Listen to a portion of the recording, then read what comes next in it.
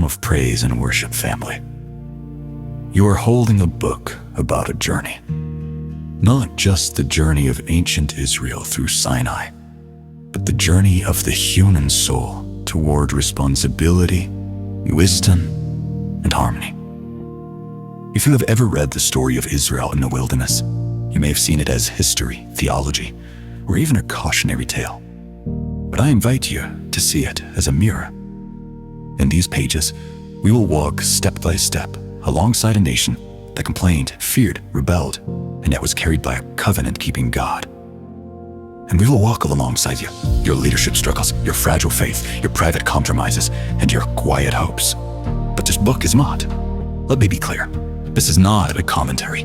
It is not a devotional in the traditional sense, and it is certainly not a quick 7 steps to better leadership.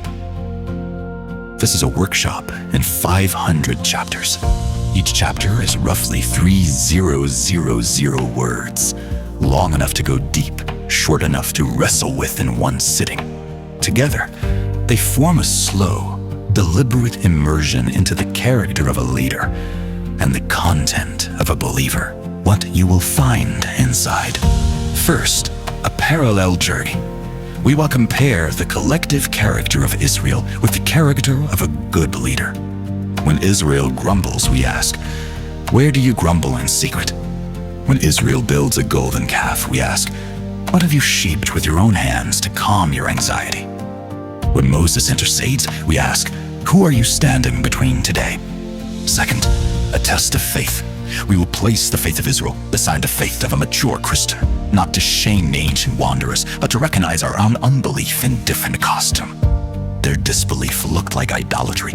Ours often looks like busyness, cynicism, or control. Third, a philosophy of leadership, drawing from Moses, Joshua, Caleb, and even flawed leaders like Saul and David. We will extract principles that align with Stoic clarity, Aristotelian virtue, and biblical humility.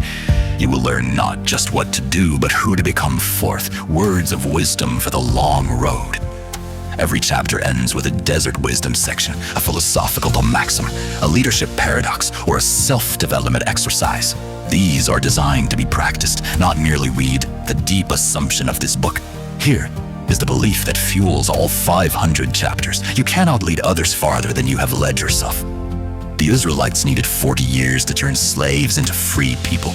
Most of that time was not about defeating enemies. It was about defeating the enemy within. Fear, forgetfulness, pride, and impatience. Your leadership journey. Whether you lead a family, a team, a church, or just your own life, follows the same law. Character is forged in repetition. Faith is tested in monotony. Vision is purified in silence. How to read this book. You do not need to read it quickly. In fact, I'd beg you not to read 1 chapter per week. Sit with the verses, argue with the philosophy, write in the margins, disagree with me, then find out why.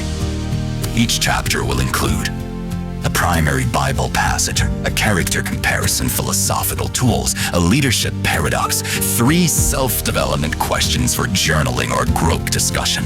By chapter 500, you will not have a finished product. You will have a practiced soul. A final word before the sand and fire. The wilderness is not punishment. It is pedagogy. Israel's 40 years were not wasted. Every hunger, every thirst, every failed battle, with a lesson in trust.